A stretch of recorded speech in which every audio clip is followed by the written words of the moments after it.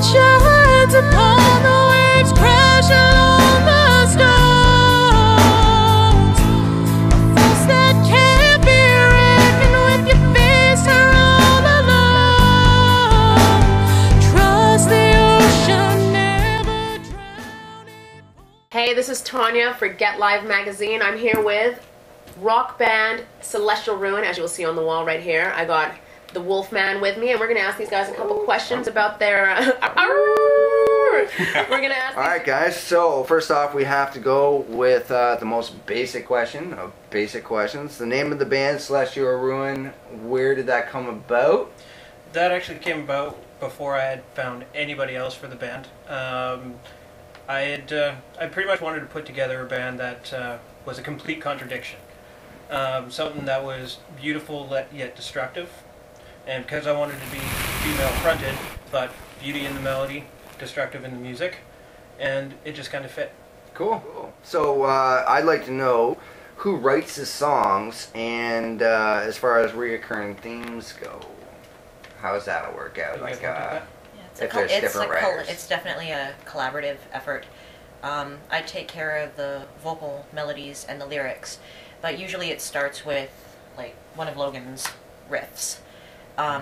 He'll just be playing around and he'll bring something in and we're like, what do you got for us today? And he'll just play something he's working with and it either works or it doesn't, but most of the time what he creates does fit the band. We just wrote our first ballad as well, and that came from Nathan just messing around. So it starts with just a riff from one of them and it just grows from there. Now, I know one of the questions we had are, what are band practices like? Now, we were here for the band practice. You know, they let us stay. You guys aren't getting blasted behind doors. It doesn't look like there's any drugs on CD cases. Or we saw a Ziploc baggie come out tonight, but inside were pins. Pins.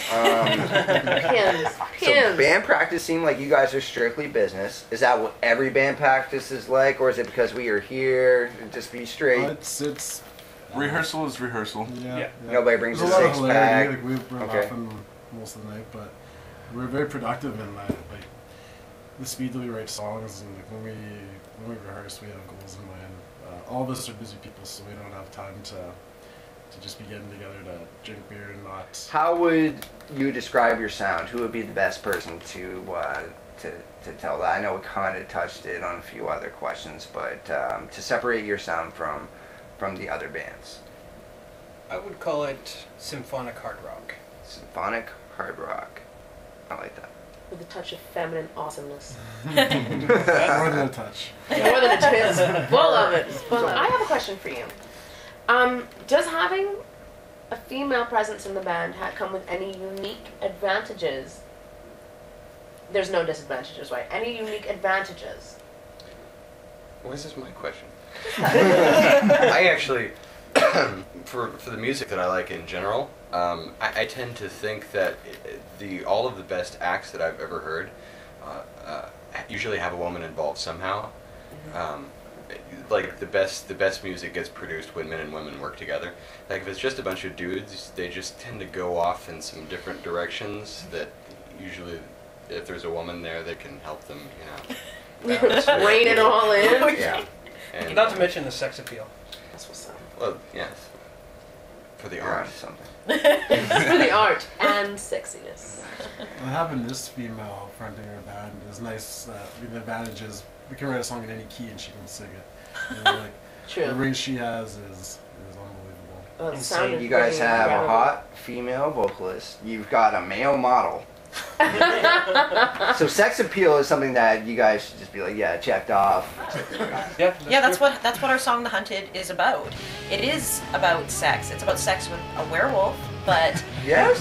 yeah, that's what "The Hunted" is about. It's about a woman who's trying to escape from her dull, boring, chained-up life, and she's in the woods and she meets a werewolf.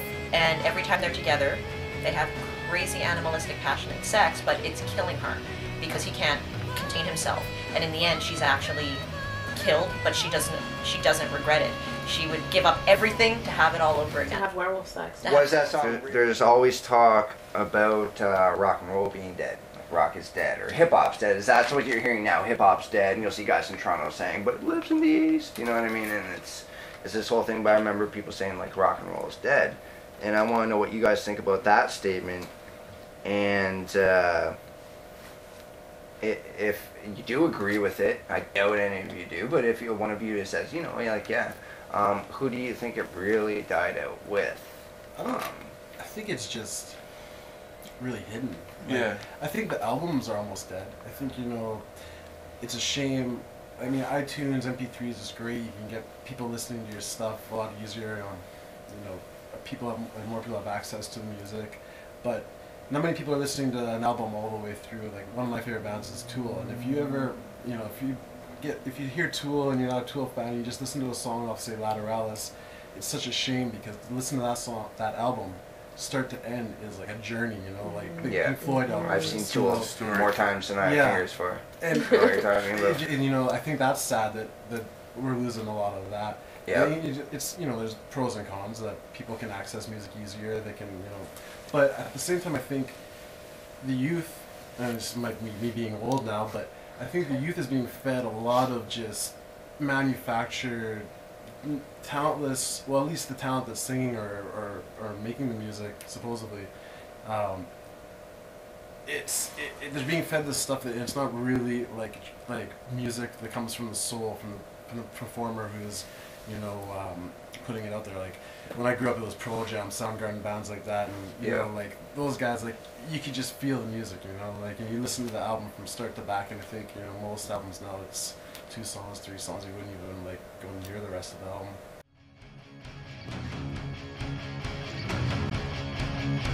www.celestialruin.ca. We're also on Facebook at facebook.com/celestialruinband, youtube.com/celestialruin, Reverb Nation /celestialruin, but all of those can be linked off of celestialruin.ca. Blood to take from me. Surrender my body and cry. Just to feel your soul within me. It's not